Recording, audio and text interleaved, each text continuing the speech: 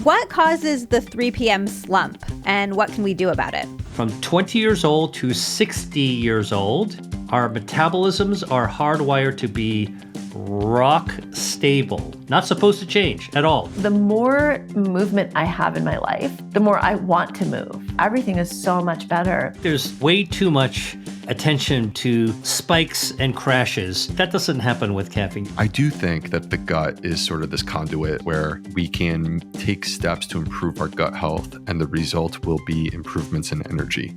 Hello, friends, and welcome to the Liz Moody Podcast, where every week we are sharing real science, real stories, and realistic tools that actually level up every part of your life. I'm your host, Liz Moody, and I'm a best-selling author and longtime journalist.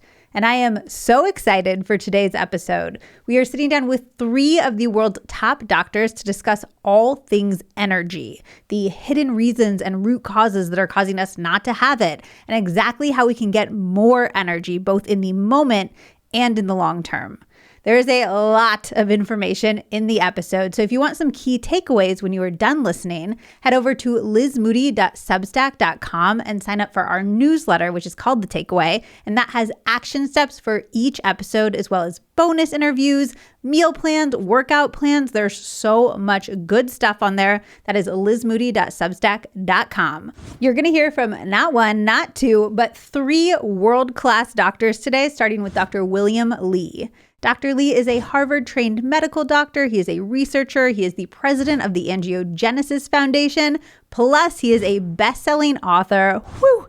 What a resume. And then we will sit down with Dr. Will Bolshewitz, or as most of us know him, Dr. B. He is an incredible gastroenterologist. He is the New York Times bestselling author of Fiber Fueled, and he's the founder of 38 Terra. And last but very much not least, you will hear from Dr. Aviva Romm, a Yale-educated MD who is also a master herbalist and the best-selling author of 7 books, including Hormone Intelligence. Without further ado, let's dive right in. Dr. Li, welcome back to the podcast. I'm so excited to have you here. Thanks very much for having me.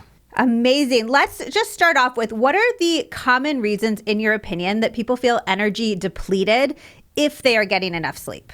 I can tell you that the first question is whether or not you're really truly getting good sleep. A lot of people, fall asleep and then get up, but don't realize that, in fact, we might have something like sleep apnea that's actually disturbing our sleep, waking us up in the middle of the night, and we don't even know it. If you ask your bed partner if you are startling and getting up or snoring a lot, that might be sort of the warning signs to sort of look into the quality of your sleep. The first thing is just to double check that, in fact, you really are getting good sleep. Second thing is, if you've been on a bender and you've had a lot to drink the night before, not only are you not going to get a good night's sleep, your body's going to be carrying a lot of that after effect. The aftershocks of drinking, of alcohol, is still going to be residual in your body, in your brain. And by the way, it's not just alcohol. Coffee late at night will do the same thing in the opposite direction. So you wind up actually continuing to have the buzz or wind up having the blunting of your senses. So what you're doing the night before, what you're eating as well. If you have a huge meal, particularly if you eat late at night, you have actually kind of overloaded on your metabolism potentially. And the later you eat, the harder your body has to work. So by the morning time, you're still not level set to begin the day. And this is why sleep isn't the only solution. Now, there's other things as well. If you are a regular consumer of ultra-processed foods that can be pro-inflammatory, and your level of inflammation in your body is just on a higher level overall, the cumulative effect of ultra-processed foods really does actually blunt how our brains work. And then the new player on the block that actually can cause brain inflammation, we believe, are microplastics, which are found in our environment as well. You mentioned inflammation a few times. Do you view systemic or chronic inflammation as underdiagnosed cause of low energy? Inflammation saps our energy because it actually puts a stress on all the cells in our body and all the organs in our body. So think about inflammation as something that's good until it turns bad. Let me explain that. We need inflammation. Our body uses inflammation as a defense, meaning that if you cut yourself or you scrape your knee, you get a little dirt on there, your body's first reaction is to send these first responder immune cells that are called inflammatory cells to go right to the site of the accident, wherever you injured yourself. And what they do is they start killing the bacteria and cleaning up all the dead tissue that might have happened from the injury. Thank goodness we have that. These are first responders. These are the EMTs of our body. Okay? So we want that. But what happens with chronic inflammation is that cleanup never quite completes. And now you just keep on calling more EMTs out. And then all of a sudden you got a big group of people that are gathering around, not really doing very much or able to help out. And you still have the problem. Too much added sugar, autoimmune conditions, too much exposure to environmental toxins. These are all examples of triggering effects that lead to chronic inflammation. It overwhelms your systems, so you're going to feel fatigued. Can you give us 3 action steps we can take if we're listening to this and we feel like, oh, maybe inflammation is the root cause of my low energy? The first thing I would say that you should really, really cut down on is added sugar, especially when it comes to soda. A single can of soda has like 7 to 9 teaspoons of sugar, way too much sugar. That is going to trigger inflammation into your body just by metabolic overload. And that is something that if you cut down or cut out, you're immediately going to actually have less inflammation in your body. Now, what about diet soda, non-caloric sweeteners? In a way, even worse. And let me tell you why. Even though you don't get the calories with a diet soda, what we've now discovered is that those non-nutritive sweeteners, aspartame, sucralose, saccharin, you name it, the whole shebang of these artificial additives that taste sweet on the tongue, they damage our gut microbiome. In fact, they kill some of the good, healthy bacteria. Now, our microbiome is these healthy bacteria that we know live in our gut. We talk about gut health. And when you damage those bacteria, they can't do their job. So what's one of the most important jobs of our gut microbiome? Well, there's a lot of jobs they do, but one of the most important is that when the gut microbiome is doing its job, it's releasing substances called short-chain fatty acids. These are postbiotics made by the gut bacteria. You know what they do? They lower your inflammation all by themselves. Mother Nature's best non-steroidal anti-inflammatory is actually in our gut. Our gut is giving us like Motrin Plus all the time, as long as we're actually treating them well. But if you poison the gut bacteria with artificial sweeteners or emulsifiers, now we realize like thickeners can also do the same thing. Hey, you know what? They're not happy. When they're not happy, they're not doing their job. When they're not doing their job, they're not lowering inflammation. Now your inflammation levels go up. One thing you could do with diet that is very simple is to cut down or cut out sodas. Both regular soda or diet soda is a simple way of actually lowering inflammation in your body. A second way that I would actually tell you of something that you can actually do that will actually help you lower inflammation through the same mechanism, through your gut. Fiber is what the gut bacteria love. They absolutely crave dietary fiber. Dietary fiber is like candy to our gut bacteria. They love it, all right? And when you feed the gut bacteria dietary fiber, especially soluble fiber, okay, this is stuff that kind of dissolves and goes into our gut. They munch on that stuff, and then they produce more short-chain fatty acids. So what's a practical way of getting more soluble fiber? Well, if you eat foods that taste like fiber, like broccoli and kale, you know that they got some fiber in them, you're going to get some dietary fiber. But there are some other softer foods you might not suspect have dietary fiber, like mushrooms. Mushrooms have a dietary fiber called beta-D-glucan. If you look at a mushroom that's cooked, it doesn't look like it has a lot of fiber in it, right? It's kind of soft and bendy. Well, that's the kind of fiber that your bacteria love to have. That same dietary fiber that you'd find in mushrooms is also found in oats, like oatmeal. All right, so you can make a healthy bowl of oatmeal that can be helpful. And another way of getting dietary fiber is eating seasonal fruits. So in the winter, you've got pears that are actually, an average sized pear has 5 to 6 grams of dietary fiber. All right. You're 20% of the way there of getting your daily load just with a single pear. Of course, veggies.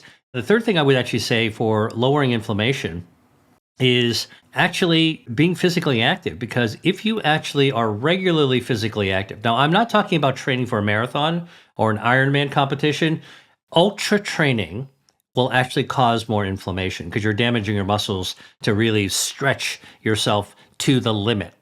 I'm talking about staying regularly physically active. So if you have a gym, keep it up. If you want to do cardio, high intensity training, good. That's actually good. But, some people watching this might say, hey, you know what? That's not me. I just can't bring myself to do that. What am I supposed to do? And what I'll tell you, and this is accessible to anybody, if you just go for a 30-minute walk every single day, eat some dinner, go out for a walk, and what you want to do is stay in motion because our bodies are designed by nature to actually move. That's part of what keeps us going. And by moving, we're stimulating blood flow. We don't want to be inflamed when we're actually active. Even the signals from our brain after exercise can actually calm down inflammation in your body. So 3 things, super easy, okay? Regular movement, eating foods with dietary fiber. There are hundreds of foods with dietary fiber.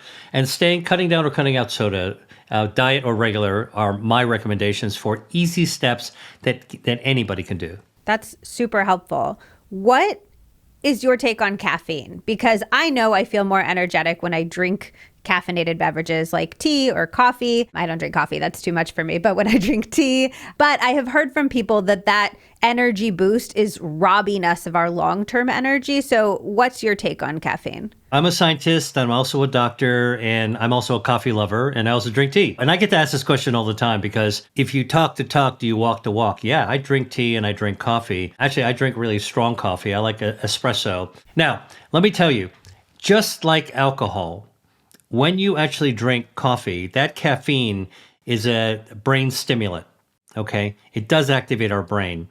Our body will similarly react to caffeine as a foreign substance in the body to try to neutralize it and deactivate it. So to some extent, our liver is also lowering caffeine levels in our body. Caffeine also breaks down on its own, but everyone's sensitivity to caffeine is going to be different. And you can build up your sensitivity to caffeine if you drink a lot of coffee as well. I think this is that individualization. I think that everyone's got a different sensitivity to caffeine. It also depends on what you've eaten before you actually have a cup of coffee. These types of complexities mean that if you like coffee, the taste of coffee, try it out and see if the caffeine actually hits you in a way that's too much, all right? But, and back down. You can back down or get out, or you could get the decaf portion, and then you get the taste without the mental zing. But I will tell you something that, like with all this interest in longevity today, most people want to live with an intact brain and be cognitively sharp, right? That's one thing that we all fear as we get older, is that our brain's going to kind of get dull or numb or we're forgetful. Well, studies have shown that caffeine is this really unique substance that activates parts of our brain that keep us really, really sharp. Attention span, really sharp. But when I have my matcha in the morning and I feel a little bit of energy in a good way, I'm not robbing from my overall energy levels like later in the day or in the long term. No, you're not. I mean, this is, I think there's way too much attention being paid to the way people portray spikes and crashes. So that doesn't happen with caffeine. You're not going to get an energy spike and then an energy crash when you drink your cup of matcha. And, matcha is a really actually relaxing tea to have. It can actually make you brain sharp and it can wake you up for sure. But actually it's also got a soothing kind of feel to you. Like you can actually feel a little calmer while being more alert at the same time. Yeah, that's the L-theanine, right? That's the only caffeine I drink because I'm such an anxiety girly that if I'm going to have any caffeine, I got to have the most soothing type of caffeine. Exactly. Yes. Exactly. What causes the 3 p.m. slump and what can we do about it? Well, listen, I mean, I've experienced a 3 p.m. slump just like everyone else has. I think a lot of times we wind up tearing out of the gate in the morning, pounding through our midday with or without food. And then if you don't have enough energy sort of midday, meaning you haven't fueled up, your gas tank's on empty, basically that's how we feel hungry, right? I think sometimes we get this mid-afternoon slump when we just keep on going and we're not putting fuel into our systems. And by the time we know it, even though the gauge is sort of towards empty, we haven't filled up on our gas. And so our body's going to try to conserve fuel. And then by that time, mid-afternoon, we're just going to feel out of energy. All right. That's one thing. Now, obviously, if you overeat during lunch, eat a big, gigantic lunch, your body is going to need the time to actually process that fuel as well. So then you're also going to feel slump. So you can approach this problem in two different ways, either not having enough fuel or having too much fuel. That's why it's kind of like Goldilocks, not too hot, not too cold, but just right. And we're the judge. We are each individually the judge of what's actually right. By the way, the other thing that can cause a slump, I'm talking to people who are, still working in their careers. The bottom line is that our bodies are not well designed to carry stress for long periods of time nonstop. And I can tell you as a doctor, like when I was in training, you get up in the morning, like really early in the morning, you get to the hospital and like bam, bam, bam, bam, bam. We are hit with stress problems, people dying, all kinds of problems, like immediately. Hey, there's only so much you can actually tolerate of that before your whole body's just kind of give up a little bit to say, dude, you got to chill out. You got to recoup, reset. And I think that's yet another way that you could actually hit this afternoon slump as well, is that literally you just have been so blazing on, carrying on with a certain level of stress in your brain. Your body just says, oh, wait a minute. I'm not going to let you go on with this. You need to actually take a break. So I always tell people to listen to your body. That slump might not just be that loser, you don't have enough energy. That slump might be, hey, you know what? Time to take a little break to recharge. And this is where I think the conversation that is now everywhere about listening to your body, paying attention to the signals, doing that type of self-care, listening to how you feel can be so important to managing the kind of highs and lows of your day. You've mentioned a few foods that we should take out if we want more energy, like soda and ultra-processed foods. And you've mentioned kind of some food groups we should include, like foods that are high in dietary fiber. I would love to know if there's any specific foods that you think have a really outsized effect on creating true energy, not moment-to-moment energy, but really creating a body system that will give us the energy that we need to thrive. To get the most energy day in and day out, by eating foods, I would say eat whole plant-based foods because they are going to have all these polyphenols as well as the dietary fiber that your gut bacteria crave. And your gut bacteria are also governors of your metabolism. So when your gut bacteria is happy, your metabolism is kind of more reared up, ready to go. But I would tell you that rather than stick to one food, if I told you cherries, like everybody goes rushing out to cherries. If I tell you tomatoes, everybody goes rushing out to tomatoes. But actually, our body and our gut bacteria craves diversity. So if you eat more of different things on a regular basis, switching it out, it's better off for you. And I know the people who are biohackers, like, okay, just tell me that one thing that I can geek out on and just eat all the time. Well, unfortunately, for energy, that's not going to happen.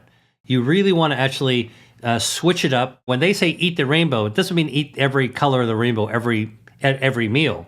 Switch it up. And that's why look at the healthiest diets on the planet. Mediterranean diet, traditional Asian diets, and you take a look at the typical menu, the meal plan of the typical person who eats that traditional meal.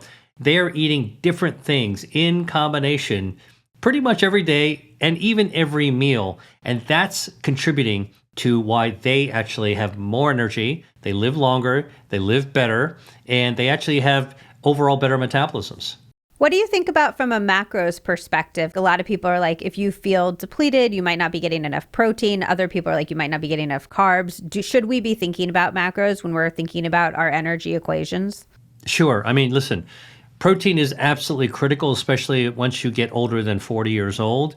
You wind up actually being in a more catabolic, meaning protein burning state, and you need to build up on your protein. But it doesn't mean that you should just be putting big cups of protein powder and pounding it into your body every single day. Again, if you eat diverse sources of foods, including proteins, and if you're a vegetarian, you can get plenty of protein from plant-based sources.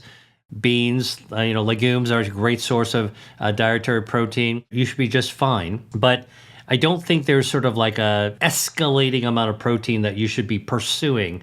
I think this idea of loading up on macros, the carnivore diet, like we are not saber-toothed tigers, all right? And carbs, or fats, if you kind of look at, the keto side of things, no extreme is actually good for us. It's really staying in the middle, staying in the lane. It's a pretty wide lane and enjoying diversity along the way. This is what research has shown time and time and again will actually optimize ours. I know everybody wants that one thing that they should do all the time, but actually our body tells us something different. And again, listen to your body, because actually that's what's really going to serve your health for the longest period of time. Are there any other little hacks that we can employ in the moment if we're feeling just kind of energy depleted and we need a quick boost? Have you heard of nitric oxide? I have, but not much. Tell me. Nitric oxide is a natural chemical. It's actually a gas. NO, nitric oxide, is made by our bodies. It's actually a powerful signal in our bodies. One cell tells another cell, it sends some nitric oxide or NO to do it. Okay, what does nitric oxide do? Well, a lot of different things. One important thing nitric oxide does when our body makes it is it causes our blood vessels to relax. And when our blood vessels relax, they widen, right? Tight blood vessels.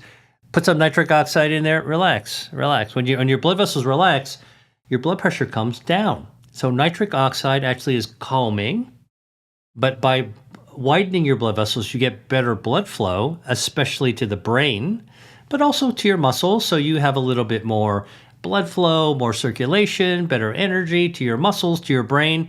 That's a little hack to actually get more energy. What's a great way to actually get nitric oxide? Well, I could tell you eat spinach and eat beets, because those are plants that grow close to the ground and they pick up nitrogen from the soil. Nitrogen is important for nitric oxide. So when you eat it and you chew your food, okay, and this is another little mini hack.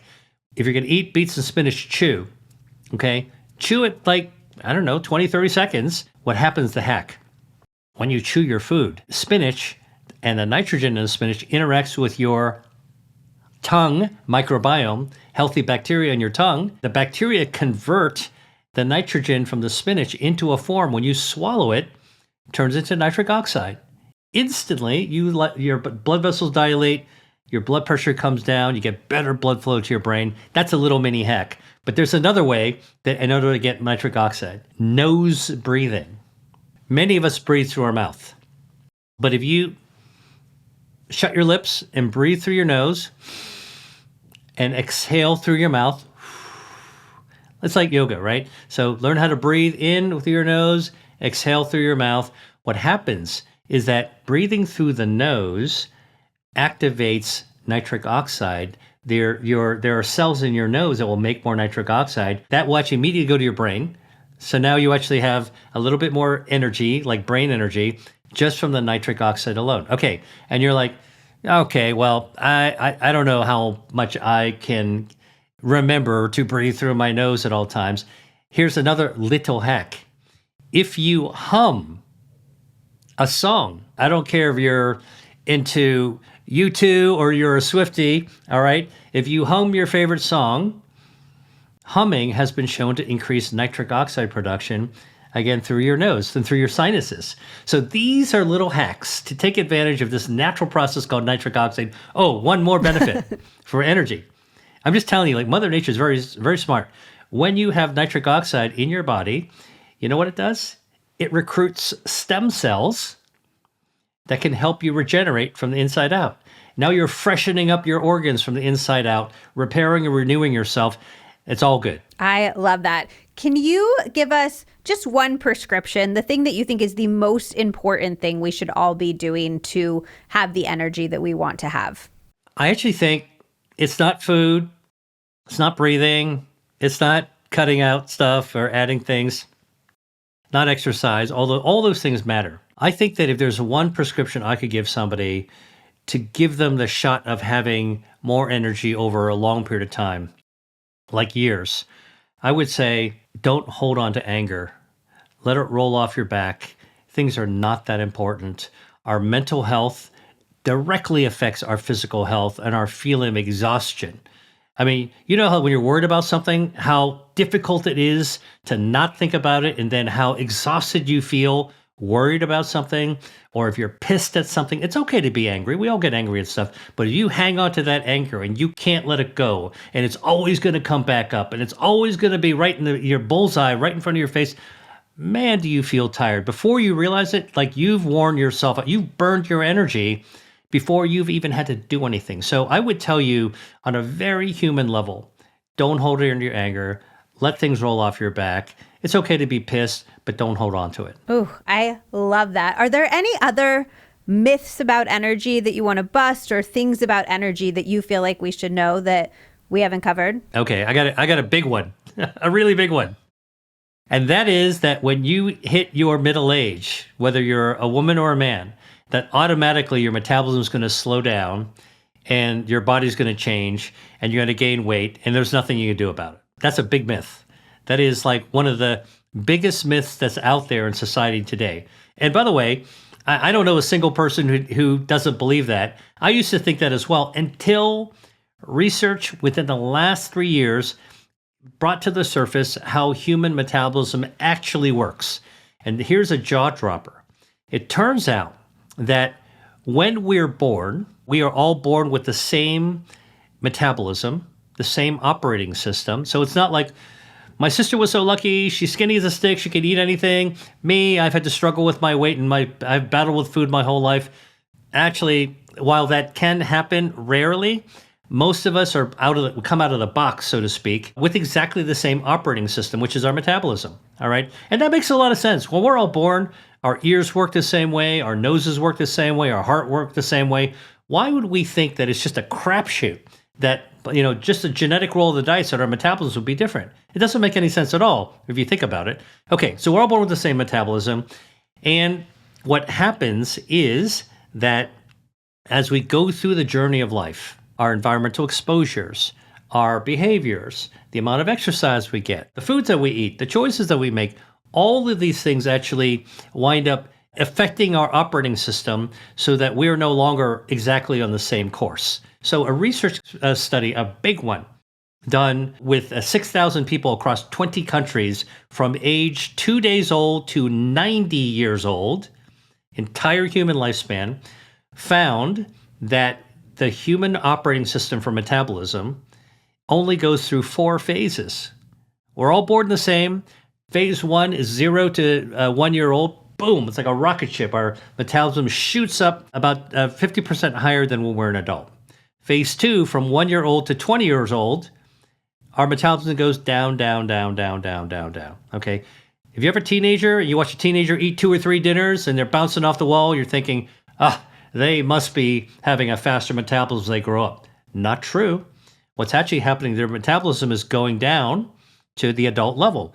That's phase 2. Phase 3, and this is the mic drop discovery, from 20 years old to 60 years old, our metabolisms are hardwired to be rock stable. Does not change. Not supposed to change at all. 20, 30, 40, 50, 60, we're hardwired. Our operating system is hardwired so that when you're 60 is like the new 20. If you listen to your metabolism, and then from 60 to 90, you have a little bit of a decline of metabolism. About 90 years old, you got about 17% lower metabolism than when you were at 60. Okay, so what winds up happening?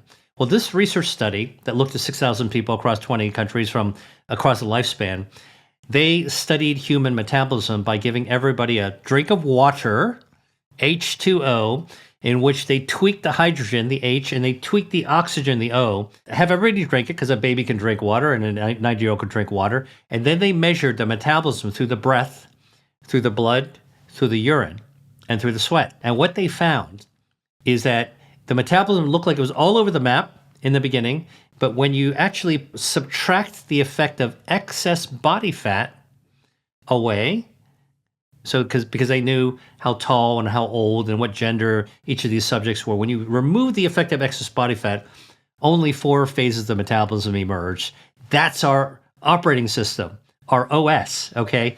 Now, what happens is that when you start gaining weight, You throw some fat back on into that system, metabolism that's supposed to be flat goes down.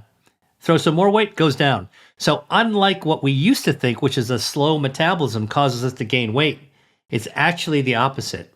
Excess body fat pushes down our metabolism. And that means it's good news because it means, and this is sort of like the thing that is most surprising, most people don't know about, it means that inside our bodies, we are hardwired to have a healthy metabolism. And this is the reason to lose extra harmful body fat, especially visceral fat, is by removing that, your metabolism will rise back to the surface to where it wants to be. Which will give you more energy to the point Which of will this give whole you more energy. conversation. Exactly. And Wow. lower inflammation because too much body fat becomes inflammatory. Like fat, when it builds up and expands, becomes a very inflammatory substance, which then actually makes us feel tired. Yeah, so it's two different mechanisms of sapping your energy. One is directly via the metabolic effect, and then the other is by increasing your systemic inflammation, which we already talked about, decreases your energy. Correct. Wow. Okay. That is very powerful and very helpful. And also, we have an entire episode with you about body fat and how to work on our visceral fat, how to know if we have elevated visceral fat levels. So I'll definitely direct people to that episode. Thank you so much, Dr. Lee. This was so helpful. Well, it's a real pleasure. And, one of the things I've tried to do is to take the new science that's coming out.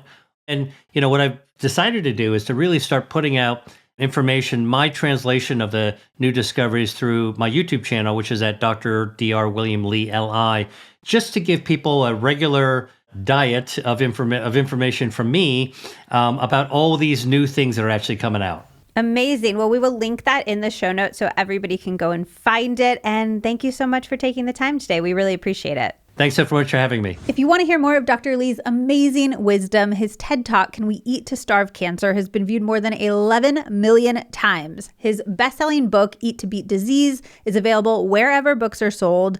And you also might remember him from the episode where he convinced me to drink coffee, decaf coffee. It's called What to Eat for Longevity, Inflammation, Cancer Prevention, Alzheimer's, Diabetes, and more. I will link that for you in the show notes if you'd like to listen. Next, let's hear from Dr. B. All right, Dr. B, welcome back to the podcast. This is your fourth appearance, I want to say. You know what? I can't even remember. I just remember that it's either 3 or 4, but every single time it just feels great. It's always fun to connect with your audience, Liz. Oh, it's so fun. And they absolutely love you. I absolutely love you. So let's just dive right in. What are some ways that our gut health impacts our energy levels that we might not be aware of? One of the issues is that you might go to your medical doctor and say to this person, I'm feeling like my energy levels are low. And the response that you're going to get is either that they, with full respect, obviously I'm a medical doctor, I respect my peers, but like many times, they're either going to kind of brush it off, perhaps dismiss it, or even roll their eyes. And there's a reason for this, which is that energy is this thing that every single one of us, we feel it. We could tell you right now, like every single one of us, the listeners at home, like what is your energy level from 0 to 10? You could give me a number. But we haven't really defined any sort of laboratory value. And we haven't identified an exact pathway of like, oh, this is where energy comes from. So with that in mind, let me, from a medical doctor's perspective, put on the table the things that I see as being directly relevant to our energy levels. So one is obviously the gut microbiome. And I sincerely believe that the reason why the gut microbiome is connected to our energy levels is not just the microbes and their ability to do their job, but I also believe that it's when the gut microbes are not doing their job properly, the gut barrier breaks down. And then things can sneak across and cause trouble and potentially get into our bloodstream. And some people refer to this as leaky gut, and I call it increased intestinal permeability. Now, one of the things that happens there is also your immune system lives on the other side of the gut barrier. And when things start to sneak across, it activates the immune system, which creates inflammation. And every single chronic inflammatory condition that I've ever treated in my entire career is associated with low energy. Every single one. So to me, inflammation is like, I'm not going to say that every single person who experiences low energy has inflammation. But I think for people who have chronic inflammation, chronic inflammatory conditions, whether that be autoimmune or something else, when there's activity that is creating inflammation within your body, one of the ways in which this commonly manifests, and to me, like almost something that you could sort of use to track the state of your body, is how much energy you have. When you're in a good place, you have high energy. When you're not in a good place, your energy is super low. There are some other things. So obviously there's fatigue, like if you're not sleeping, right? And that just seems very straightforward. I don't need to explain that one. And then the other is sugar, our blood sugar. And the reason why blood sugar impacts our energy so much is because actually our body and many of our different organ systems are dependent on our blood sugar to be properly balanced and regulated in order for them to do their job properly. So, for example, our muscles are dependent on blood sugar, and when it's way too high, that's actually problematic. And our brain depends on blood sugar. Sugar in your blood is fuel for your brain. And when it drops too low, then you experience fatigue. And this is an interesting concept because actually there's a study that was done not that long ago by some of my colleagues at Zoe, where they showed that there are some people who they call glucose dippers, where it's kind of interesting ways, like classically when people look at blood sugar, right? Like if you're wearing a CGM, most people look at how high does it rise after a meal. And if they're getting even more technical, they might look at like the area under the curve, which is like a general measure of like how much is your blood sugar going up. But what we found at Zoe is that actually you need to look further out. And if you go 3 hours after the meal, what you're going to find is that about 20 or 25% of people, their blood sugar actually drops below where it started. So imagine like you have lunch and you eat this like high carbohydrate meal, like it's kind of junk food. Yeah, it's going to spike your blood sugar. But during that period of time that your blood sugar is spiking, you're okay. The problem that shows up is like 3 p.m. when you're just like a mess and you feel like you need a nap or a Red Bull. And what may be happening that is quite fascinating, and we're the first to describe this, is that your blood sugar may actually be dropping below that baseline, having that dip. And when your brain senses low blood sugar, it's going to feel low energy. And that's just natural. That's the way that it works. So like these are the things: microbiome, inflammation, blood sugar, and then just like general bodily fatigue. Like these are the things that I'm thinking of. So I would say for the people who are listening to us at home, these are the things that you should think of as well. Okay, I have so many follow-up questions about all of that. I was going to ask you about the 3 p.m. slump because it's certainly something that I suffer from. Is there something different we could be eating for lunch or something different we should be doing with our diet generally to avoid that blood sugar dip that you're saying might be causing that? Let me just throw this out there and you can tell me what you think about this. When you have a bit of an indulgent lunch, right, where like, look, there might be some fried food in there, or there may be a dessert that's like, I mean, it's a sweet treat. There's nothing wrong with that. But when you have that indulgent lunch, I'm quite sure that's more likely to take the wind out of your sails. Would you agree? Yes. And when you eat clean, and clean by no means means perfect, it just means opting for high quality sources of carbohydrates, fats, and proteins. It doesn't happen.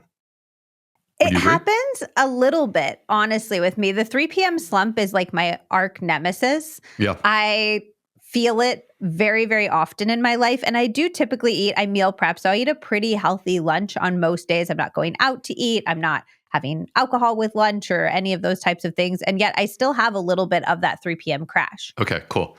So here's my interpretation. Number one, I do think that dietary quality matters. And again, this is not an argument in favor of like a exclusively plant-based salad. This is an argument to say like high quality food, including protein and fat. The second thing is possibly your chronotype. And this brings us to the whole concept of like fatigue. And also it opens up to a conversation about our bodily rhythms. Because we used to believe that there were people who were night owls. They don't wake up easy, but they're like ready to go till 1 a.m. And then, of course, there's people that are like early birds. But we're now realizing that there are some people that are somewhere in between, and they may have like a slump or a surge of energy in the middle of the day. And Liz, that may be you. I'll tell you what I do. I personally am a huge fan. Okay, so full disclosure, I'm a coffee drinker. I'm a coffee lover. And that's my morning. But that's not really my afternoon. In the afternoon, for me, I'm a huge green tea guy. And I love like a good matcha, not actually latte, but just like straight matcha with water in the afternoon. That's my pick-me-up. And it helps me if I do have any of that afternoon slump. That's what I use to get through. Is there a cutoff time that you use for caffeine? I'm just integrating caffeine into my life via matcha because it gave me really, really, really bad anxiety for years. So I cut it out completely. And I've been integrating matcha back in. But because I'm so afraid of it impacting my sleep, I give myself a hard cutoff around like 1 p.m. You sound to me like you're quite caffeine sensitive. Yes, My I wife am. is just like this. Yeah. Mm-hmm. Yep. My wife is quite like this. So for some people, that cutoff needs to be around noontime. And you know for yourself if it's affecting your sleep. And at the end of the day, you have to make adaptations that work and are sensible for you. So whereas for me, I'm the kind of guy, like, I'm not exaggerating because of my medical training and all the crazy, like, sort of sleep deprivation training that I did through the years. I could have a coffee at 9 or 10 o'clock at night and go to bed 15 minutes later. Like, it's not a problem for me. That's what my dad says. And I'm like, is that true? Like, is it really not impacting his sleep? Or do you think that's making his sleep worse, even though he feels like he's sleeping? Like, is he asleep, but not getting good REM sleep, not getting good deep sleep? I would bet that if we were checking our heart rate variability, checking our sleep patterns on one of our devices, I would bet that much like even just one drink of alcohol will affect these things, even when you don't feel like it would. I would still think that coffee or late caffeine would do that. So, like, I'm not advocating for 8 p.m. caffeine. Okay, so here's the other thing I will say is that when we talk about chronotypes, this is now opening us up into a conversation about our circadian rhythm and just sort of globally our circadian rhythm. Many people don't have an awareness or consciousness. Only if you're sort of hardcore in the health and wellness space will you see and understand this. But if we go camping, you're going to wake up when the sun comes up and you're going to go to bed when the sun goes down. And the only light exposure after the sun goes down would be like a fire pit. And now here we live in this world where you can sleep as late as you want to. You don't get exposure to actual sunlight. Like, you might see stuff come through the window. That is not the same. All right. And that's your morning. And then in the evening, you're in front of the television, and you have, like, your phone, and you might have a tablet, and you have all these things that you're focusing your eye on, and they're quite bright lights. Or even worse, you're sitting in a dark room in your bedroom and the TV or your phone is right in front of your face. And everything that I just described is completely disrupting our normal biological rhythm that was designed to be adapted to the rise of the sun and the fall of the sun. And so the reason why I'm bringing this up, Liz, is that I actually think when we talk about energy, one of the healthiest things that we can do, and this is a completely free opportunity, is to step outside in the morning. And there's some quite fascinating stuff that happens when we do this. It could be a cloudy day. That's perfectly fine. It's still way better than being inside. What happens is that light exposure, back of your eye, is going to create serotonin. It creates serotonin in your brain and in your gut. Now, in terms of the brain serotonin, this affects our mood and our energy levels and our ability to focus. So it's like massive cognitive benefits from morning light exposure. But many people have heard 90 to 95% of serotonin is produced in the gut. So your gut serotonin also gets activated. And this helps you to get into a good rhythm in terms of your gut, because serotonin plays a role in gut motility. And this can help to promote a good, healthy, normal morning bowel movement, which to me should be a part of the conversation when we talk about circadian rhythm. All right, now here's the part that I love that I have not discussed much publicly, but I discovered this recently. All right, serotonin is not just serotonin. Serotonin is a precursor to melatonin. So when we get morning light exposure, basically what happens is that the serotonin that's in our brain in 14 to 16 hours gets converted into melatonin, which allows us to sleep. So morning light exposure results in better sleep that night. And serotonin in the gut also gets converted into melatonin. Actually, it's quite interesting. Our gut produces 400 times more melatonin than our brain does. Wow. Because most of the serotonin is in our gut. Why is it there? Well, it's not for sleep. Melatonin is about restoration of your gut at night. The melatonin helps to restore and repair your gut barrier while you sleep. And it even has effects on your microbiome. Oh, so wait, if we're doing, my whole community does something called a circ walk where we go out and get light in our eyes and walk around for 10 to 15 minutes in the morning. So Beautiful. If we're doing that, that is not only helping us produce the melatonin that we need to sleep, but it's also helping to repair the leaky gut that could, per your earlier statement, be a cause of our low energy in the first place. 100%. And the beauty of this is not only, yes, it's mind-blowing and so exciting. because it's a free tool and we just need to create that time and make it a priority to step outside, even when the weather's not good, even on a rainy day. Just do it. It does those things. It energizes your day. It lifts your mood. It powers your brain so that you can do more during your day. But it also sets the clock so that 14 or 16 hours from now, you'll be ready to sleep and you'll be ready to restore your gut. Is having a good bowel movement, is not being constipated a key part of energy that we're not talking about? One of the most underrated symptoms of constipation is actually fatigue. If you take 1,000 people that are constipated, all 1,000 of them are going to tell me that they have bloating. Bloating is the number one symptom of constipation. But the number two symptom from my perspective is actually fatigue and low energy. And you'll find that like probably 950 of them would tell you, yeah, I'm feeling like I'm not as energized as I used to be. When our bowels are out of balance, whether it be constipation or diarrhea, it not only affects our microbiome, and this is very firmly established, but actually this is indicative of the health of our gut and our microbiome. And our body thrives on rhythm. And just to put this into perspective, we talked about the circadian rhythm, our 24-hour rhythm. And I want to bring people back to, okay, think about your heart. You could be an NFL athlete. And if I throw your heart out of rhythm, I could knock you out. Like not by punching you. I just mean like I could actually cripple you so quickly just by taking your heart out of rhythm. That's how much we depend on our bodily rhythm. Our gut is the same. The evidence is so clear. It might not be as profound as a person passing out, but our gut is the same in the sense that it thrives on rhythm. And so good, regular, healthy bowel movements to me are one of the best ways that we can start our day, and creating a morning routine that helps to facilitate this. And I should say real quick, Liz, I don't want people to feel bad if they don't poop every single morning at the same time. I don't want them to feel bad about this. But what I do want to do is try to help you build a routine that maybe you start to. So I'm going to share my two best tips that I've gotten from you, and you can tell me if I get them right, and then also if you have anything to add for constipation. So Okay. From you, I have learned we should treat ourselves like kids, basically, and put ourselves on the toilet at the same time every single day to develop that habitual response. And then I've learned for acute constipation, we should be taking a somewhat substantial dose of magnesium to help move that through our bodies. Would you amend that? Would you correct that? Would you add anything to that? Just a quick comment on the magnesium. You can take it before bedtime. Magnesium is good for sleep. There's many forms of magnesium. They're not all good for constipation.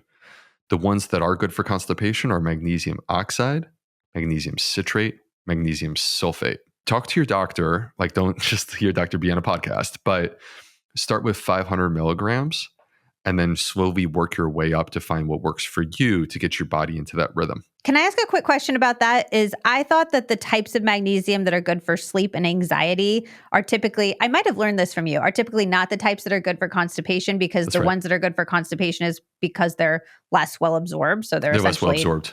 Yeah. Okay. If we're taking it at night for constipation, that's probably not going to be the type that's going to help with sleep. It's not the type that would be ideal. Like if your principal focus is sleep, Okay. then I would rock magnesium glycinate. If your focus is constipation, but you want the added benefit of it, perhaps providing some additional benefit. Some will absorb. Some additional benefit in terms of sleep, yes. Then Got to me, magnesium oxide is where I typically go.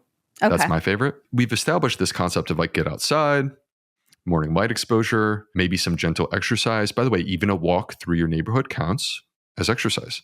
To me, what I would add to this is I would actually add some water before the exercise, before going outside. And you could do either room temperature or even a little bit warmer than that. I personally have actually found great benefit to waking up and taking my fiber supplement. I have a fiber supplement that I created. Mine is called 38 Terra. I wake up, I have my 38 Terra, and then I have a second glass of water and I just put a quick little splash, just a very light splash of apple cider vinegar in there. I do those two things, then I do my walk, and when I come back, then it's coffee time. And typically, for me, that's when a good healthy bowel movement ensues. You may do the walk and then come back and have breakfast with coffee, or just have breakfast and maybe not even have coffee. That's okay. You don't have to be a coffee drinker. But like that is the period of time right there where you want to go and sit on the toilet for 5 minutes and train your body. And then you may find that you have that bowel movement. I don't want to linger on this too long because this is about energy and I don't want to go too far down the rabbit hole. But a lot of people have the idea that fiber further constipates them. What is the difference between fiber that constipates you and fiber that helps you get things going? Well, they're right. And this is the nuance of dealing with complex constipation. So first of all, for the general person who does not have constipation, fiber is not constipating you. Fiber is good for your microbiome. For the person who does have constipation, perhaps you don't even realize it, but for the person who does have constipation, if it's mild constipation, then that fiber will probably mobilize it and you'll have a good, healthy bowel movement and you'll feel the difference. It's a good thing. But for people who have more moderate or severe constipation, this is a different story. And the way that I approach this, that fiber actually for them, if they don't move their bowels, the fiber sits there and it gets fermented and it turns into gas. So that's actually problematic. So what we want is to take that person and we focus on making them poop first. Get the bowels moving, then increase the fiber. To me, I actually kind of cringe, even though I'm the fiber guy. I cringe a little bit when we make it sound like every single person who's got constipation needs to increase their fiber immediately and that's going to solve all their problems. That's not actually the truth. Okay, noted. And then the other two things that I want to go back to are you said that leaky gut and inflammation could be causes of low energy.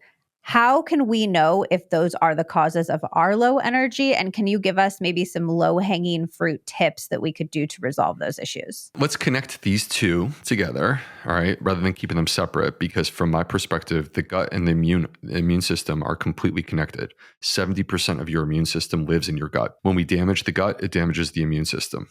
If we want to fix the immune system, we should fix the gut. So, and that's the type of connection that I'm talking about. How would you know that this is, in fact, the issue? Well, there's a number of different ways that we could approach this. One is to look at your health history. So if you have a history of autoimmune issues, that of course involves your immune system, allergic type issues, whether it be seasonal allergies or asthma or eosinophilic esophagitis, or we could go down the line, these are all connected back to your immune system. But we also know that there's many other health conditions that are connected to inflammation. Many of them are metabolic. So like diabetes or obesity. Or it could also be hormonal type issues. So like clearly endometriosis or polycystic ovary syndrome. So all of these different health related conditions are connected back to inflammation. So that makes it actually quite simple and straightforward if you have a health history that includes chronic inflammatory health conditions. But there's other sort of signs that we could look for. And some of them could be discovered in blood work. So like that could be having your doctor check a C-reactive protein as an example, or alternatively with our wearable device technology.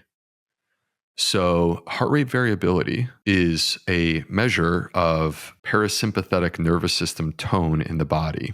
Okay, so like there's sympathetic nervous system, which is fight or flight, and there's parasympathetic, which is rest and digest. Our heart rate variability is basically a measure of that parasympathetic activity. And what you'll find is that, and I challenge anyone to pay attention to their body and notice this, that in times of inflammation, such as you have a cold, you will see your heart rate variability tank to a very low number. In a way, the heart rate variability, I'm not going to say it's like a perfect, like, hey, this is exactly bodily inflammation. That's not the claim. But I think that there's a correlation that exists between heart rate variability and inflammation in the body.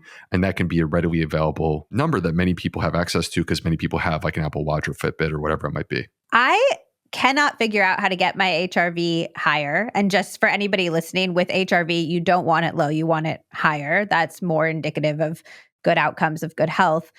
Do you have any great tips for somebody who's trying to up that number? Yeah. So, I mean, there's like the basic stuff that you talk about constantly, like diet and exercise and sleep and all those types of classic things. Let me put this on the table. And I think actually I should add this as an additional cause of low energy because I think it's only fair. Stress. I was afraid you were going to say that. Yeah.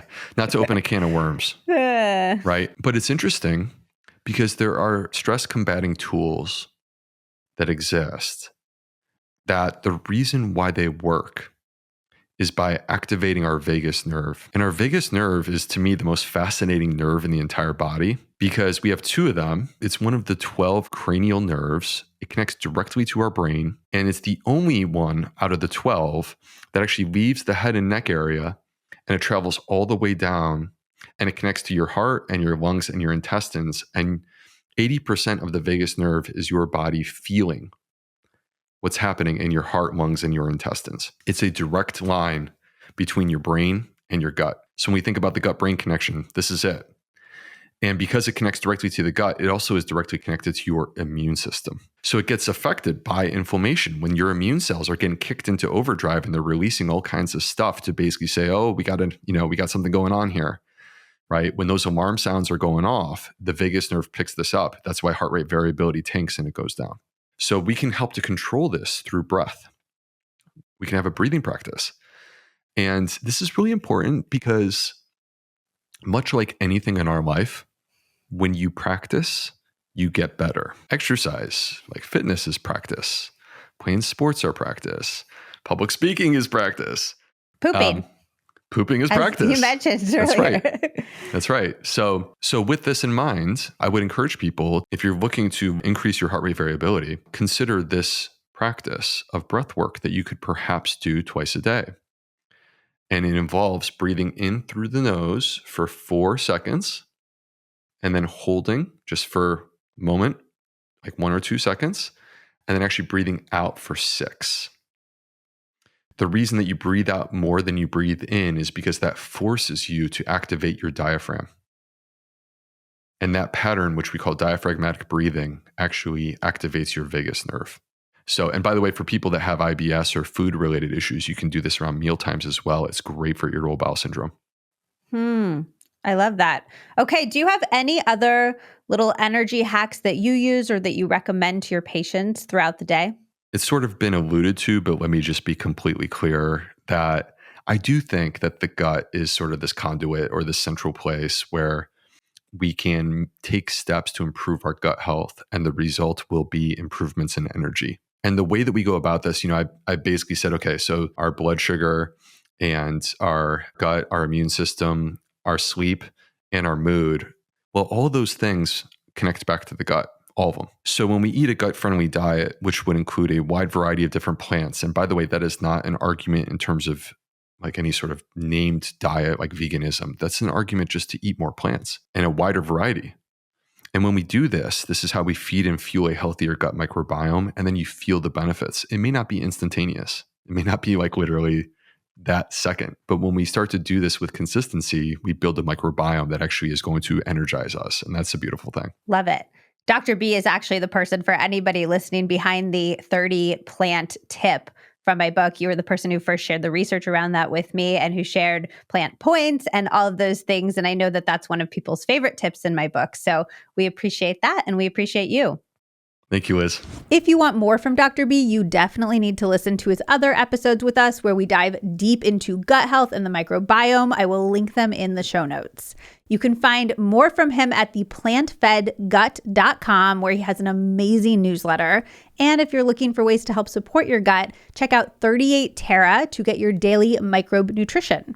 Now, let's hear from Dr. Aviva Romm. What is the connection between hormones and energy that we might not be thinking about? There's several layers and levels of this, right? And it's all connected. So when we think about women during their menstruating years, like our cyclic years, we all kind of know that feeling. Like if a party got canceled the day before your period, very few of us are like, oh, darn, I really wanted to go to that party. We're like, all right, yay, it's me and I got a date with Netflix and that's what I really wanted, right?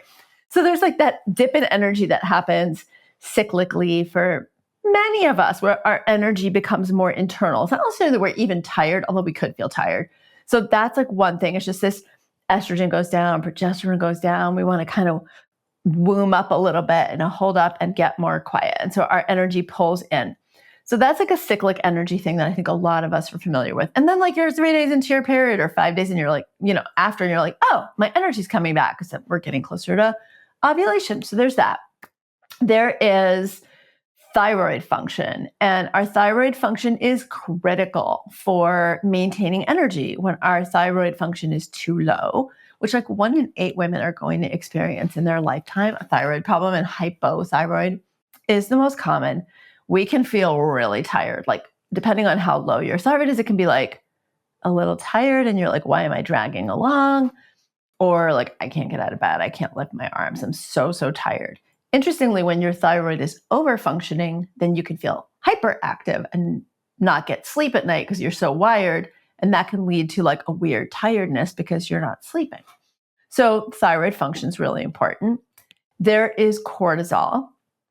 And when we're having a lot of inflammation and we're pumping out a lot of cortisol, that can lower our energy. There is the energy that comes from food and metabolism. So if we're not getting good energy from our food, we're not getting the right kinds of food like good protein and good fats, we're leaning more into quick burning, simple carbs, things like that, we're going to feel more tired. And that is going to be also related to metabolic hormones like leptin and ghrelin and insulin. That's the long and short of it. Then as we get into menopause, where I'm at now, as we're in menopause, a variety of factors, both those drops in hormones that I mentioned, like estrogen and progesterone, can make us feel more tired. But also the changes in our hormones can make us lose a lot of sleep. And that can also make us tired. So different hormones, different ways. When we think about something like melatonin being disrupted or the cortisol melatonin relationship, that can also keep us from getting good sleep at night. And that can make us feel perpetually tired. What is the cortisol melatonin relationship? Cortisol has a cyclic rhythm in that it's higher in the morning and then it goes down throughout the day, so that by the time it's like midnight, 1 in the morning, 2 in the morning, it's actually lower. As cortisol starts to go down in the evening, melatonin starts to go up. So they actually have like opposite inverse relationship. So if we are jacked up on caffeine or stress or anxiety or worry or blue lights from devices at night, it can actually keep our cortisol elevated, and that can inhibit melatonin from coming on the scene. And melatonin, our natural produced melatonin, actually helps us get good sleep too. Oh, that's so interesting. So would that manifest in feeling kind of like restless and stressed in the evening hours? If your cortisol is high, for sure, or your cortisol and adrenaline are high, for sure, it can make you feel agitated, or a common term is tired but wired. Like by the time you get ready for bed, you feel really fatigued, but your brain is still going as if the lights are still on, or like you just drank a Red Bull, or like I always say that I've never actually had a Red Bull. That feeling of like, I just can't shut it off in your head, but you know you're really tired. So what do we do about that? That's why I wrote the Adrenal Thyroid Revolution. It's basically the whole thing is about that. So some simple things that we can do. I think one of the most important things we can think about is it's really hard to just run all day, keep jacked up all evening, and then expect to just hit the pillow and get a great night's sleep. Some people do that, but most women don't. And especially around menstrual cycle changes and especially around menopause, most women just absolutely don't. I always think of like, it's sort of like being like a toddler. You just keep running until you fall instead of like learning how to wind it down. So if you think about a healthy bedtime, kind of starting from the minute you wake up in the morning, but especially in the evening, that can really start to help you rethink decompressing sort of that cortisol and allowing melatonin to naturally start to come back on the scene. So, relaxing in the evening, not eating dinner too close to bed, not watching anxiety-provoking, stressful, scary, overly exciting TV at night. Find some chill things to watch. And if you're going to watch, and then giving yourself a good 45 minutes before you get into bed to wind down, or even 45 minutes once you get into bed, if you can stay awake that long, to be off of electronics, just completely electronic free. Like, it's interesting. So as I mentioned, I'm in menopause. And I was waking up in the night, which thankfully has stopped, but I was waking up in the night. So I've never used a Kindle because I like real books, like paper books. And because I was waking up in the night, I wanted to read on something to go back to sleep, and I didn't want to wake my husband up. So I started reading on my iPad, which meant that I had books on my iPad. And so I was like, oh, well, I've started this book. I've been reading it in the middle of the night. Let me read it before bed too. So I started using my iPad before bed. And it's really interesting. So 2 things that I've been doing. One is increasing my exercise a lot, and especially my outdoor exercise. And 2, not using any device read. I've gone back to paper books and I'm not waking up in the night, which is really interesting. So it was kind of a cyclic problem. I started doing it because I was waking up, but then I think the blue light was really affecting me. So I just stopped doing it. And it's like, oh, that's amazing. Simple changes. How do you feel about a Kindle? Because I read on a Kindle and I feel like because it emits so little light generally, it keeps me awake less than even having like a small red light lamp on because there's just less general light. I agree. I think that the Kindle, I wasn't loving reading on the Kindle because the size of it felt so different from a page of a book to me. And that's why I was using the iPad. It felt a little more like a book page. But I think a Kindle can be fine. The main thing is just it's easier to read on it. So it's easier to stay up later reading on it because it's backlit for you. Whereas if you're reading a book, you're more likely to, I think, drowse off. But if it's working for you and it's not affecting your sleep, fine. But I think the other electronics, iPhones, doom scrolling, or whatever it is before bed, 86 that. Okay, so we're getting off our electronics. We're thinking about our bedtime from when we wake up. Does that mean including stress-reducing activities throughout the day, or how are we thinking about our cortisol throughout the day? Yeah, starting your day with a really good, I call it just blood sugar or energy balanced breakfast. So getting good protein, getting good fats, even with your breakfast, think about savory breakfast instead of sweet so that you're starting your day out with healthy, good balanced energy. That's probably one of the most important things we can do for cortisol all day long is keep our blood sugar balanced. If you're going to have coffee in the morning, ideally have it with your food or right after your food, not instead of your food. Kind of practice that blood sugar balance with every meal. So good quality fats, good quality protein, and plenty of it. And then as you're going through your day, find some time, if you can, to get some substantial exercise. And like one of the best things we can do actually is just take a walk. Because being outside, being in nature, we know that helps reduce cortisol. Getting exercise helps reduce cortisol. All of that reduces inflammation, stress, anxiety, fight or flight, freeze and fawn. But then it also sets us up for a healthier bedtime. I am a huge fan, especially if you're having trouble sleeping, whether it's falling asleep or staying asleep. Actually get some evening exercise, whether it's a walk after dinner, which is great for your blood sugar too, if you're struggling with blood sugar issues. But, we think about, is exercise in the evening going to actually ramp me back up? But the data on it is the opposite. The data on it is that if you get some exercise in the evening, it doesn't interfere with sleep and it may even help your sleep. And then one of the things I like to do and recommend to my patients a lot is restorative yoga. So that's the one thing is like do it long enough before bedtime that you're not getting on your device to do it. And then meditation, simple breathing practices can also help reduce cortisol. And then I'm a fan of adaptogens too, for people who are really needing like the next level support. Adaptogens like ashwagandha can help reset your sleep regulation, actually can help lower cortisol a little bit. And there are other adaptogens too. How would you take your ashwagandha? Would you take it in the morning? Would you take it in the evening? Is there a dose you would go for? Yes, generally for sleep, I recommend it in the evening. And the dose is anywhere from 2,000 to 6,000 milligrams. So you can take that earlier in the day if you want to, like, in the afternoon. It's not going to make you sleepy to start to help reset some of those cortisol rhythms. Or you can just take about 3,000 milligrams in the evening, about an hour before bed. And then if we're waking up in the middle of the night, is that a cortisol thing too, or is that something else?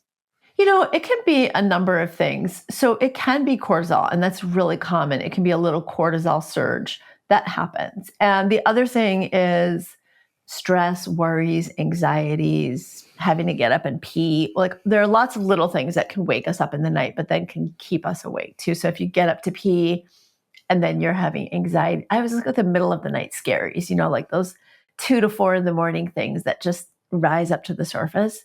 And they feel so much worse than they do during the day. They just feel so scary. And then in the morning, you're like, why was I so freaked out about that? I know. It's like a switch gets flipped on and then it gets flipped off. It's interesting. So as I was saying with menopause, I was starting to have some of those middle of the night wake ups, and I've tried different things. And weirdly, there are 3 things that helped me the most. And now, knock wood, it's not happening. But the 3 things that helped me the most were learning to practice yoga nidra, which I learned by listening to the Headspace app or one of the apps I was using. You can get it for free on like YouTube. You can find it and just listen to it. You can listen to it at night. And I was doing that, but I didn't want to have my phone near my bed. So over time, I just learned it and then I would talk myself through it. And it's a lot like progressive relaxation. So yoga nidra really helped. Reading, as I mentioned, really helped. And the other weird thing that really helped was actually getting up and journaling, just writing out my worries. And I've been having my patients do this for like over a decade. I've had my patients who struggle with sleep write out their worries before they go to bed, like go to another part of your house that's not your bedroom, that you can just sit in a chair and relax. I call it a worry journal. Write out all your worries. And then on the back of that page, or however many pages it is, just write your to-do list for the next day. Like those things that you would be starting to fall asleep and you're like, oh shoot, I've got to take the dog to get groomed, or oh shoot, I've got to pick up my dry cleaning, or whatever it is. And then your brain cannot be carrying them. But if you do wake up in the middle of the night, weirdly, journaling can be really relaxing. And it kind of came to me spontaneously. I woke up one night and I was like, it was like 3 a.m. and I remember having read somewhere that that's a very sacred time for Buddhist monks to get up and meditate because you're so receptive, you're so open. And I started thinking, okay, well, what's happening for me is that in this open and receptive space, my worries are flooding to the surface, like, all the things that I could just possibly worry about. And I was like, okay, let me write them down and try to find some productive solutions to the things that are worrying, or let me just write it down. And actually the productive solutions started happening for me and it was transformative. So I don't always remember to do that, but I do keep my journal accessible in my bedroom. So yeah, I found that to be weirdly helpful. I love that. I think that's a really wonderful tip and almost a beautiful way to think about it. Like, how can I turn this time into this lovely time instead of this scary thing that I'm just pushing back at all costs? Yes. It was almost like being in that intuitive, receptive space and journaling the answers that came up just spontaneously and then writing them down kind of stuck in a really profound way. So I actually made some significant actionable changes in my life based on those middle of the night insights, which I love that. Yeah. You said there could be all these different underlying hormone things. How do we know if it's a hormonal root cause of our energy depleted state that we should see a doctor about, get tested about, versus something we could do these little cortisol tweaks and maybe then we'd get our energy back? Super good question. So I think it depends on a few things. The severity of your depleted energy, like how tired are you? Are you a little tired? Like I need a cup of coffee in the morning tired, or like I'm recognizing I'm tired, but I'm fine? Or are you really tired where it's happening day after day, night after night? You're dropping words, you're missing things at work, you're making mistakes, you're a little more accident prone, you're irritable, anything that's bigger, or you're really tired, like you're so tired. Or it's been a sudden change, like something new is happening. In general, if you're a little tired and you can ascribe a reason to it, right? Like you're working on a big project at work, you're moving, you've had a baby, you're going through something in your life that's keeping you up at night, then I would say if you can attribute it to something, it's not debilitating your life, then I think you can try the tweaks. If you can't attribute it to something and it's not debilitating your life, I think you can generally try the tweaks too, for a few weeks or 6 weeks or whatever. But if it's more significant than that, if it's new, if it's been creeping up and getting worse, then I would definitely get labs. I would get thyroid labs. I'd get blood sugar labs. I would definitely check for anemia. I just saw a report come into my inbox from the CDC a couple of days ago. 1 in 3 people, 1 in 3 Americans has iron deficiency anemia. And most of those people are women. So getting that checked. The other thing is, I think it's very easy to forget that depression can be subtle and insidious. So being really honest with ourselves, how we're doing, loneliness, depression, anxiety, all of those things can have a huge impact on our sleep. Anxiety is exhausting. Anxiety can lead to depression. depression can make us feel really tired.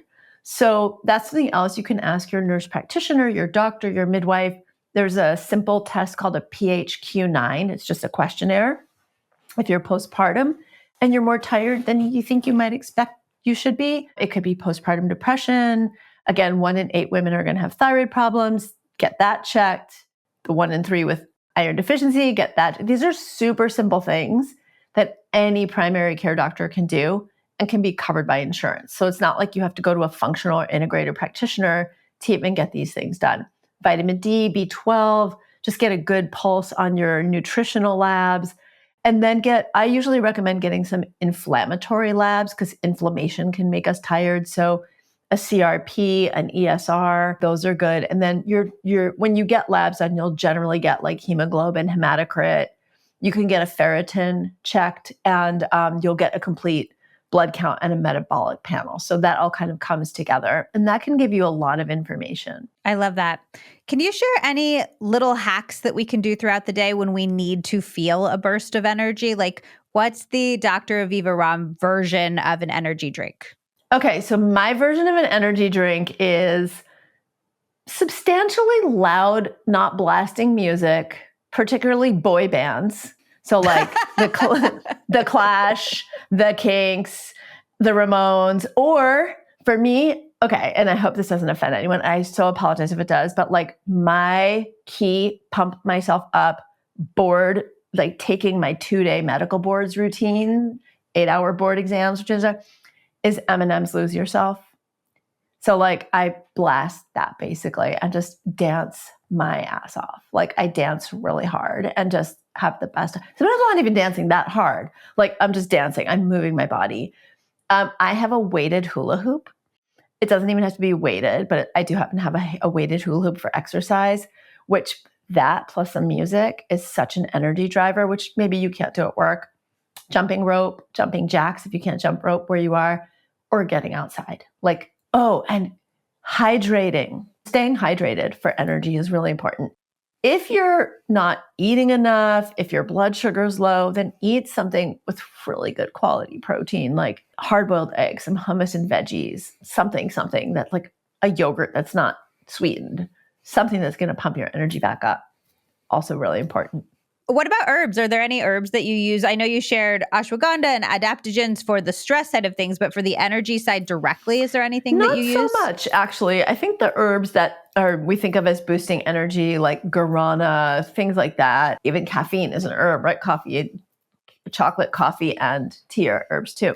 Not so much for the energy boost. You know, the way I think about it is when your energy is depleted, putting things into your system that drive your energy is counterproductive. Like it's false energy. It's going to give you a quick boost. So I tend to not actually recommend botanicals for stimulation. I tend to recommend getting better sleep and doing the things to address what's depleting your energy or making you so tired. I love that. I think that's such a smart way to think about it.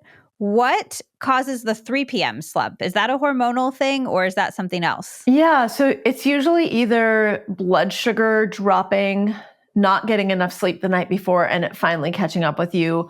And all of that leads to a dip in cortisol. So typically when I have patients who are having that hormonal drop and I've checked their cortisol, you can get a 24-hour cortisol check that's like you spit in a tube 4 times a day and it gives you kind of a snapshot. It's not a long-term picture, but almost always when we look at that, they have this dip in their energy starting around noon.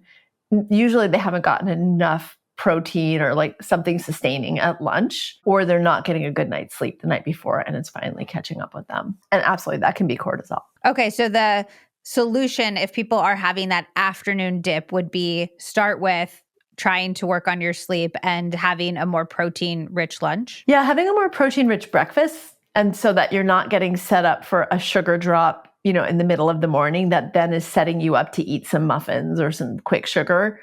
And then you skip lunch. So like try to have a really good sustaining breakfast, then a good sustaining lunch. And almost always that energy drop will go away. The other thing I would say is that humans are not made to sit at a desk in front of a computer endlessly. So we have circadian rhythms, but we also have these things called ultradian rhythms. And those are sort of these cycles that happen throughout the day. So one of the biggest things that you can do if you are having that energy slump at like 2, 3, 4 in the afternoon, in addition to the things that we've talked about, is actually that's when you want to take a bio break.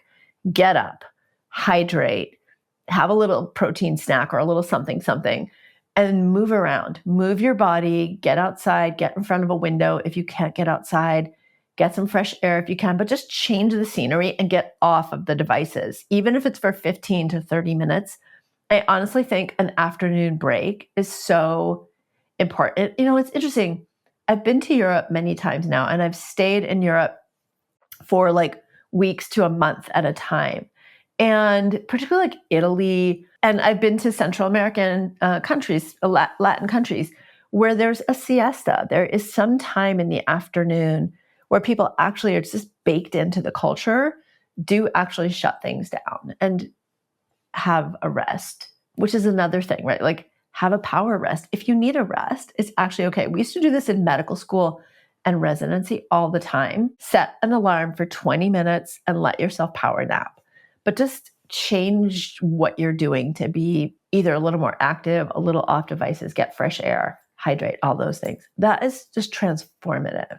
And all of that sets you up for eating a healthier dinner, right? Because when you're tired in the afternoon, then you nosh, then your dinner's a little different. You also feel like the need to self-reward. So you're more likely to have that little bit of drink. And then you're setting yourself up for disrupted sleep. So have that like thoughtful afternoon lead to a healthier evening, healthier bedtime. I love that. Can I ask you a question that I've been speculating about myself? Yeah, of course. Which is, I often will have dessert after dinner. I love a little like sweet treat. And I do wake up in the middle of the night somewhat often, not every single night, but with some regularity. And I wonder if the idea that I'm playing around with is that this sweet treat is spiking my blood sugar and then it's dropping in the middle of the night and then that's waking me up. It could absolutely be doing that.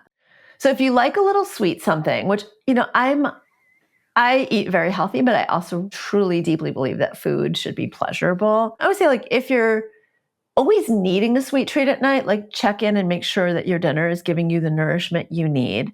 And then maybe have your sweet treat a little bit closer to after dinner than so much later in the evening. I even wanted to play around with like, could I do a little sweet treat after lunch or just move it earlier in the day? Because I am curious. It's just a hypothesis at this point, but I'm curious if it's impacting my sleep. It absolutely could be. Because we also know that if you're having a sugar spike and a sugar drop, not only does that wake you up, but that can impact your cortisol too. So yeah, all the things. Play around with the sweet treats. Like maybe it's not having a sweet treat that has chocolate in it because it may be the caffeine that is actually impacting you. So think about other things that you can have that you're like, ooh, I could put a little chocolate, but maybe less chocolate. Like I love chia pudding, but with a little cacao nibs or chocolate chips, but it's a small amount instead of like a chocolate dinner. I mean, a chocolate dessert. So play with it and see what works for you.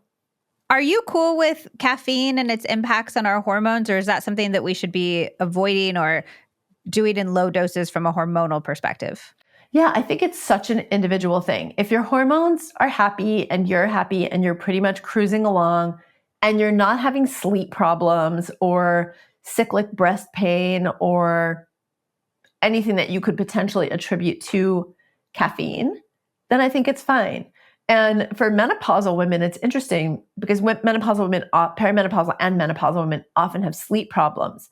But the data on caffeine, 1 to 2 cups a day of coffee is where the studies have been on coffee, actually show enhanced cognitive functioning, potential dementia prevention, and also less depression. So if you can enjoy the coffee or the green tea or the matcha and not have it impact your sleep, fine. Otherwise, I would say maybe not so much for you. From a hormonal perspective, I don't think it has a super, super big impact on estrogen, progesterone, testosterone. So again, if you're doing fine, otherwise it's not jacking your blood sugar, dropping your blood sugar and making you crave coffee or you're not putting like tons of sugar in it or something like that. That one is not coffee anymore. It's more like a sweet beverage. Totally fine. If you could prescribe one thing that we could all add to our lives to increase our energy levels, what would it be? Exercise, movement. Let's say movement. That would be the one thing. I think our sedentary lifestyles actually make us tired. They dysregulate our eating. They dysregulate our cortisol. And I can only just speak from experience that when I'm more physically active, it feels like everything else is more aligned. The more movement I have in my life, the more I want to move, right? And so I'm like, oh, I'm looking forward to doing it again. My sleep is better. I'm like, I just feel my mood, everything is so much better. One tip I would definitely say is if you're struggling to get movement in, let yourself invest in a couple of really nice yoga outfits or sweats, like whatever it is that you're going to move in. And if you're working a full-time job outside of the home, the minute you get home, like change into those and get yourself. I know for me, like, oh, I'm in my day clothes. I've just gotten dressed for the day. I'm less likely to get my movement on. Whereas if I like start my day in something that's workout friendly, I'm more likely to do it too, which I find really helps. Yeah, I think our brains respond to the idea of a uniform. Like, this is my outfit for this. This is my outfit for this. And it's turning on these different parts of our brains and signaling that we should be doing this thing. So I think that's a great tip. I would also say lower the bar. That was my biggest hurdle for movement is I was like, oh, I don't have time to do a big long walk. And it's like, just go walk for 5 minutes around the block. Just do like a quick dance break to your favorite boy band. Yes. Like here in your room, you know, you can do, it can be so much faster and so much less of a big deal than I feel like I used to build it up in my brain to be. Yes. A 15-minute yoga class online, or if you work somewhere where you have stairs or you have stairs at home, like walk the steps a little bit. 5 minutes of jumping rope. There are lots of things we can do. And secondarily, I would say blood sugar balance kind of is really important and maybe rivals the exercise. But I think the exercise gives you the energy and mood and motivation to like want to eat better, and it helps you sleep better, which makes you want to eat better. So all the things. Amazing. Well, thank you so much, Dr. ROMM. These were such good tips. Aviva is a longtime friend of mine and of the podcast. We have 2 episodes with her where she deep dives into hormones, which I will link in the show notes. You can also check out her amazing podcast. It is called On Health, and you can find tons more of her work at Aviva ROMM, that's ROMM with 2 M's.com. Unfortunately, that is all for this episode of the Liz Moody Podcast. If you enjoyed the episode, I would so appreciate if you would share it with somebody that you think would love it too. And make sure that you're following the podcast on Apple Podcasts, on Spotify, or on YouTube, because in our next episode, we're getting into science-backed ways to overcome caring what people think about you, fear of failure, and so much more. This is a game-changing, mindset-shifting episode. Following the podcast means that episodes will show up right in your feed, so you will never miss an episode. And you can now watch full video episodes on YouTube and on Spotify too. And remember to head over to lizmoody.substack.com to sign up for our newsletter. It is called The Takeaway. You're going to get key action steps for each episode, plus tons of bonus content. You can also come hang out on Instagram. I am at Liz Moody. I share tons of inspiring and always very real content. And I share how I am using everything that we learn on the podcast in my real life. Okay, I love you, and I will see you on the next episode of the Liz Moody Podcast. Oh, just one more thing. It's the legal language. This podcast is presented solely for educational and entertainment purposes. It is not intended as a substitute for the advice of a physician, a psychotherapist, or any other qualified professional.